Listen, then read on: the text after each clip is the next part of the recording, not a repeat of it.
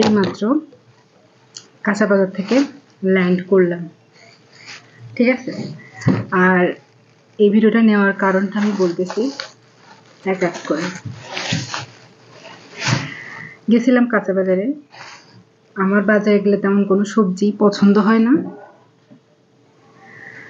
মনে বাজার দুই পাক দেওয়া হয়ে যায় কিন্তু কোনো তরকারি পছন্দ হয় না। কি কিনবো লাস্টে যখন কনফিউজড হয়ে যায় চোখের সামনে যা পায় সেটা কিনে নিয়ে চলে আসি। বেশিরভাগ বেগুনই কেনা হয়, দেখা গেলো বেগুনটা ভাজি খাওয়া যায়, ভর্তা খাওয়া যায়, রান্না খাওয়া যায়, আর অন্য তরকারি তেমন একটা পছন্দ হয় না।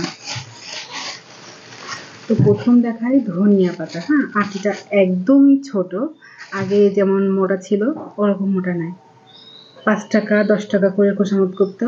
এখন রাত পোহালে রোজা যেহেতু, তো রমজান মাস হিসেবে এটার দাম দাঁড়িয়েছে 15 টাকা, কারণ এটা থেকে পকোড়া হয়, বিভিন্ন রকম খাবারের সাথে এটা যায়, তাই এখন দাম 15 টাকা। ও দয়া কলাটা কিনছি, আপনি বললেন দয়া কলা কিনছি? হ্যাঁ, কারণ বাজারে বিভিন্ন ধরনের সবজি, শীতের সবজি খাইতে খাইতে আমার এক তরকারি বাজারে 2 থেকে 3 বার তো জোর হয়ে যায়, 1 থেকে 2 বার খাওয়ার পরে আর অতটা রুচি কাজ করে না। তো সেই দিক হিসেব করে আমি দয়া কলাটা কিনছি, কারণ দয়া কলা যদিও মুসুরির ডাল দিয়ে মাছ দিয়ে সুন্দর করে রান্না করা হয়, বেশ মজাই লাগে। আর এই সিজনে এটা প্রথম খাবো, তো এই আর কি, এই জন্য আজকে এটা কিনছি। এইবার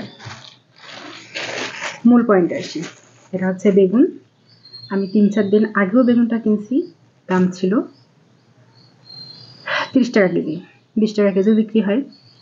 আর যেহেতু রাত পোহালে রমজান, এটার দাম দাঁড়িয়েছে 60 টাকা কেজি, কারণ রাত পোহালে রমজান, তো এটার ডিমান্ড সব থেকে বেশি, কারণ রমজানে ভাজা পোড়া একটু ঝাল কিছু সব থেকে ডিমান্ড বেশি, তাই 60 টাকা করে।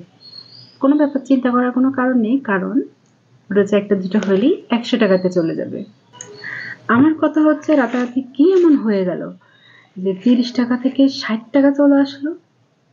রমজান তো রাত পোহালে, কিন্তু রমজান মাস তো রহমত বরকতের মাস, কিন্তু এদিকে বরকত উঠাই নিচ্ছে বাবা। মানে তেলের দাম বেশি, ঝালের দাম, লেবুর দাম বেশি, তারপর একটা কি খেজুরের দাম বেশি, ফলের দাম বেশি, আর তরমুজের কথা তো বাদই দিলাম, কারণ ওটা খাওয়া বিলাসিতা করার সমান কথা, কারণ ওইটা খাবে গুলশান বনানীরা, আমাদের মতো গরিবরা না। আমার একটাই প্রশ্ন, রমজান মাসে কি এমন হয়ে যায় যে রাতারাতি সবকিছুর দাম বেড়ে যায়? এমনি তো স্বাভাবিক থাকে, কিন্তু রোজাতে কি এমন ক্ষতি করে যে সবকিছুর দাম বাড়ায় দিতে হয়? যে একটা রহমতের মাস, বরকতের মাস, আর সেখানেই সবটা উঠে যায় চাঙ্গে। কিছু বলার নাই।